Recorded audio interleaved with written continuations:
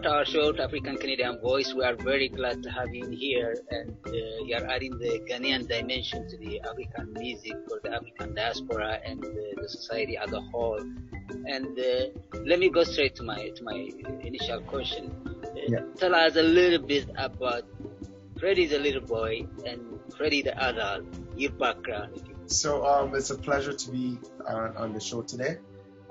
So I go by the name Freddy, born and raised in Ghana, West Africa, specifically in Kumasi. The little boy Freddy went to school, went to church. Basically, I grew up with both of my parents in the house. So, I mean, school, church, the regular things that any regular kid does.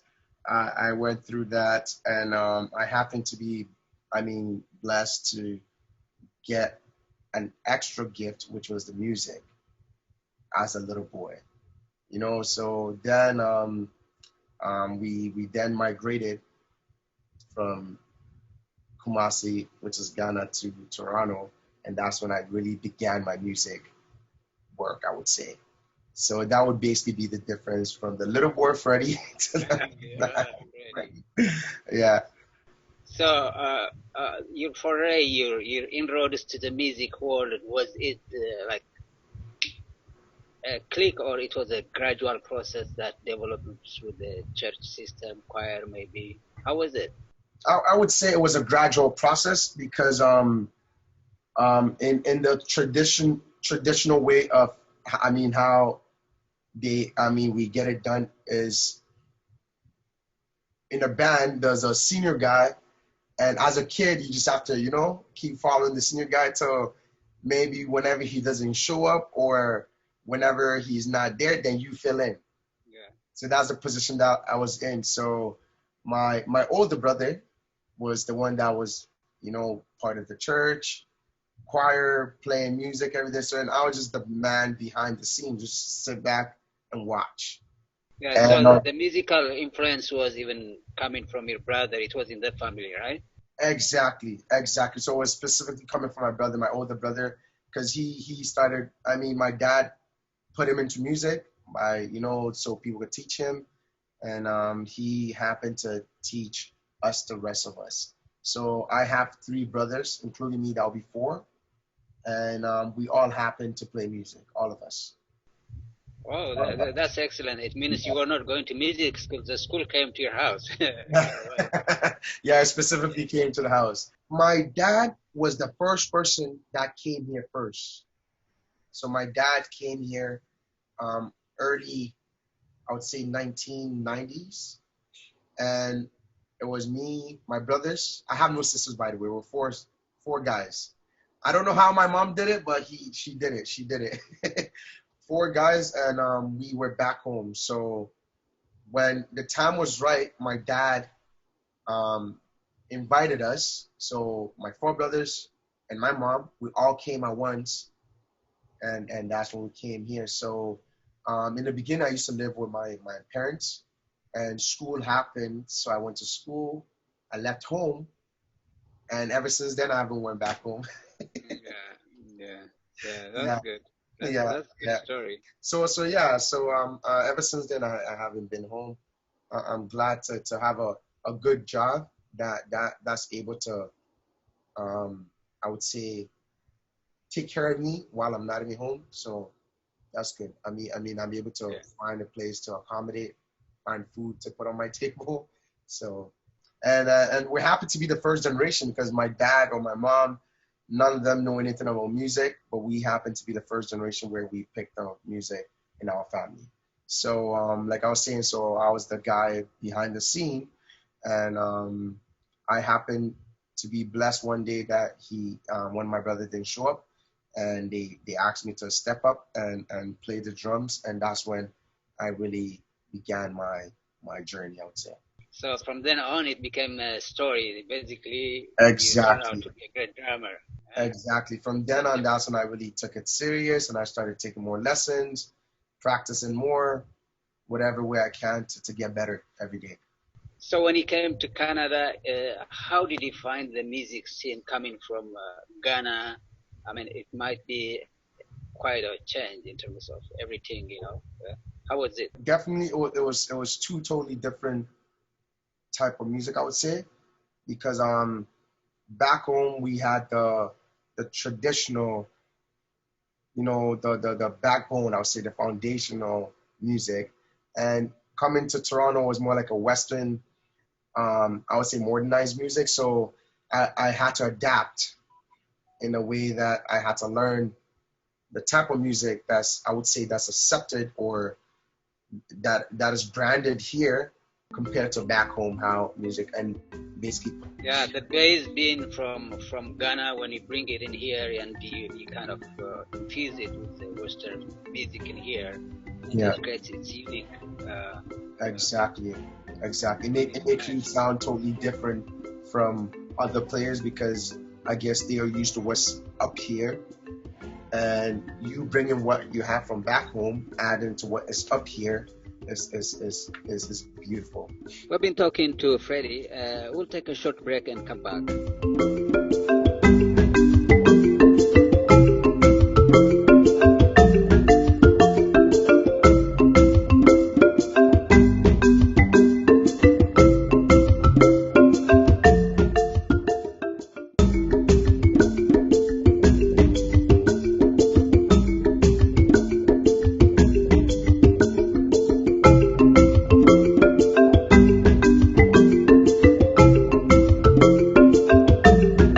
Back from commercial, and we're going to continue talking to Freddy. In terms of the support, although you were a minor, and in terms of the support you were getting from your parents, how was it? Because as I can understand, is your parents were not musicians, but you and your brother and the family is well into music.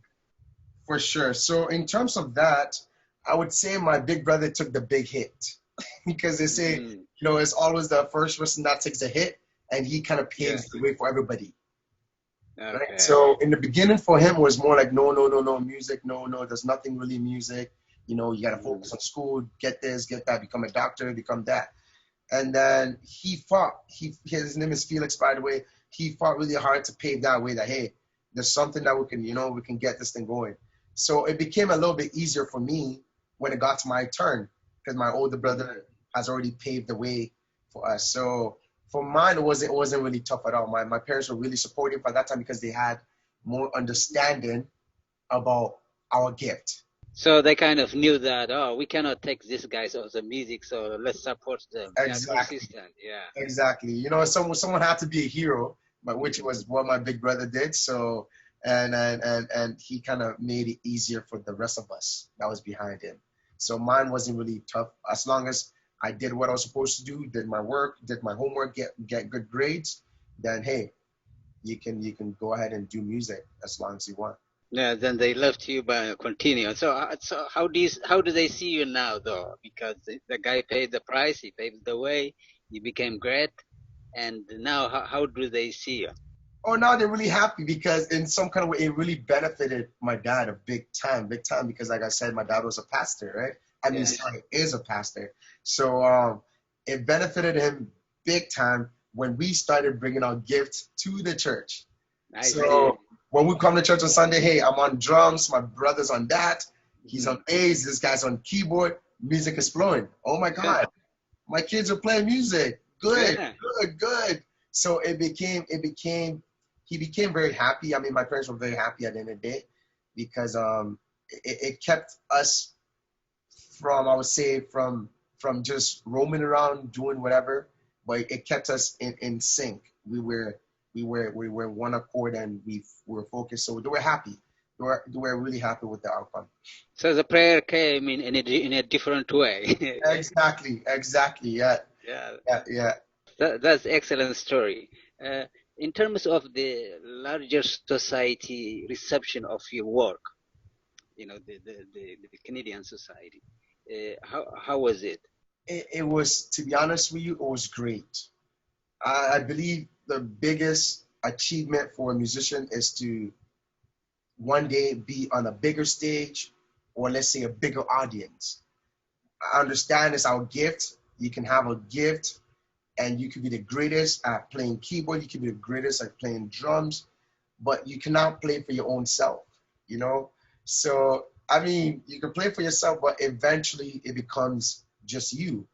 The biggest achievement for us musicians is more like if we could get a platform to embrace, I mean, to showcase our gifts, and then the audience are really giving me a positive energy back. That's the greatest feel. So I was blessed to play on a couple of shows. One of the biggest shows I would say was Afrofest.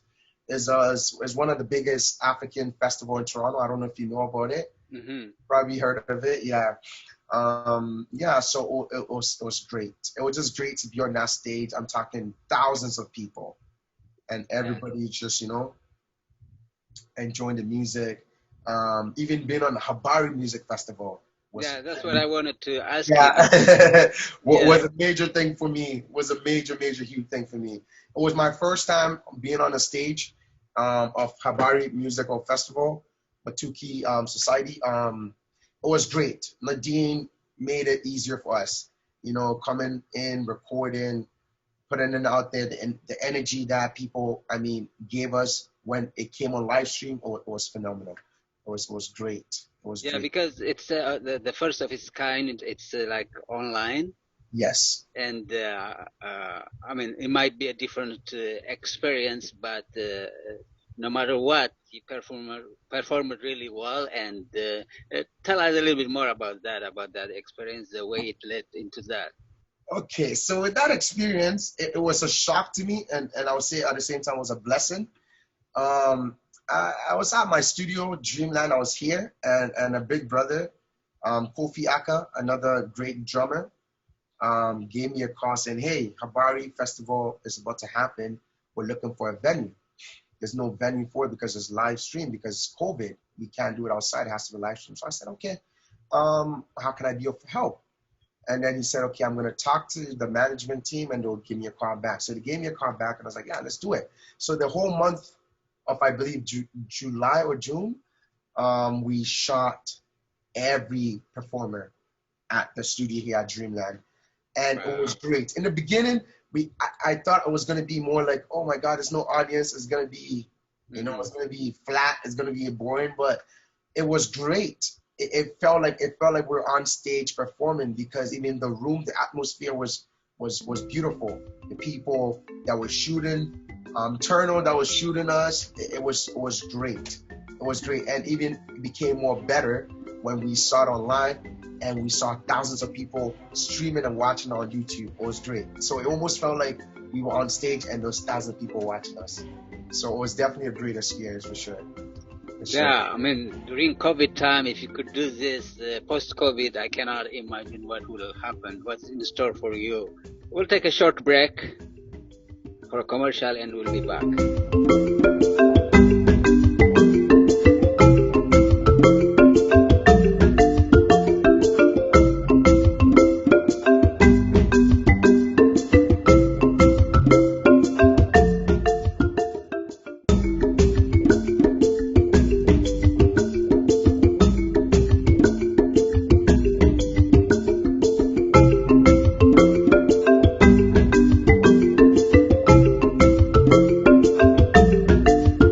I know that you were so immersed into the Ghanaian music back at home in Ghana, and having that rich heritage and background when you come to Canada, how was the transition, and how were you being able to uh, bring it and make it part and parcel of what you're doing here? The transition, to be quite frank, it wasn't that much of a big difference because the richness and the style of music that was back home in Ghana were more of, you know, the African grooves, the high lifes and stuff like that, which over there was rich. Coming here in Toronto was like big time influence for sure because I I'm like the new kid on the block. Mm-hmm. And the influence came from other environments because now I hear other types of music. I hear other genre of music. You know, I'm hearing the rock and roll. I'm hearing R&B. I'm hearing the blues here and there. You know, you know. So the transition was quite a challenge because I'm used to what my foundation is, and coming here, hearing something different, which was great because it made me want to learn more.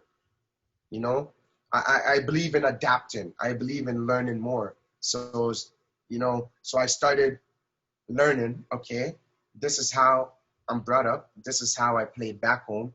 Now, how can I use what I learned back home and fuse it with something that's here?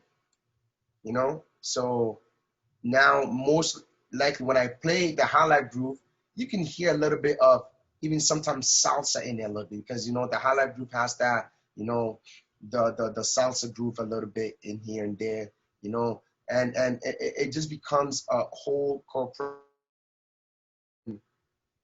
I would say, dynamic vibe that you would get from me, right? So it was quite a challenge in the beginning because I had to sit back, relax, watch other people, listen to what other people are playing, and how can I bring mine from what I have from my foundation, add it to theirs, and you know make me sound unique, which is something that I'm very glad that I actually did because now it makes me sound unique because I'm not too westernized, I'm not too, you know, it's just somewhere that gives you that sweetness, Yeah. like a bittersweet. It's not too sour, it's not too sweet. It's just, you know. Yeah. So yeah. So the challenge was Yeah. tough Yeah. in the beginning, but now I would say I'm reaping the fruits of the seed that I, Mm-hmm. I rooted or I you know I grounded a couple of years ago.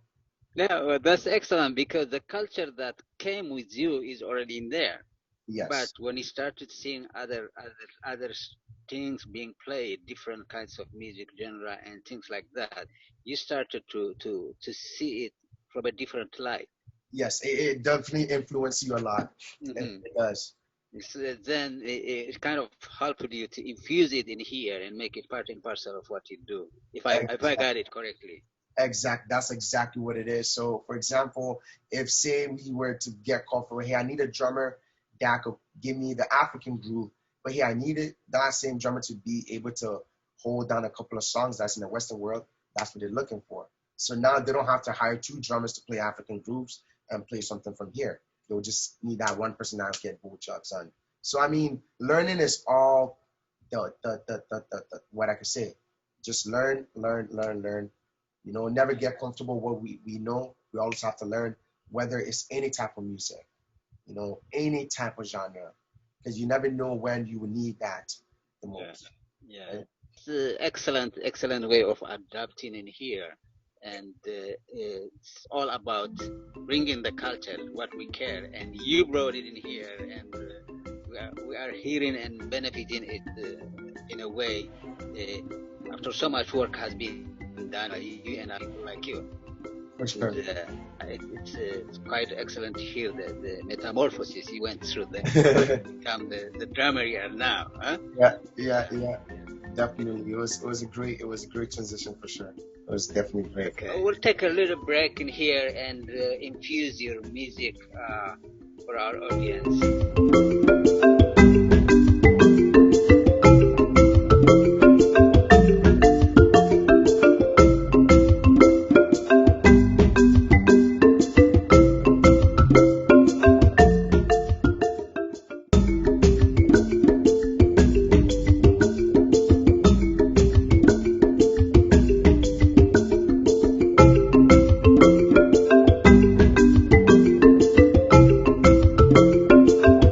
We're back from commercial. We'll be continuing talking to Fred.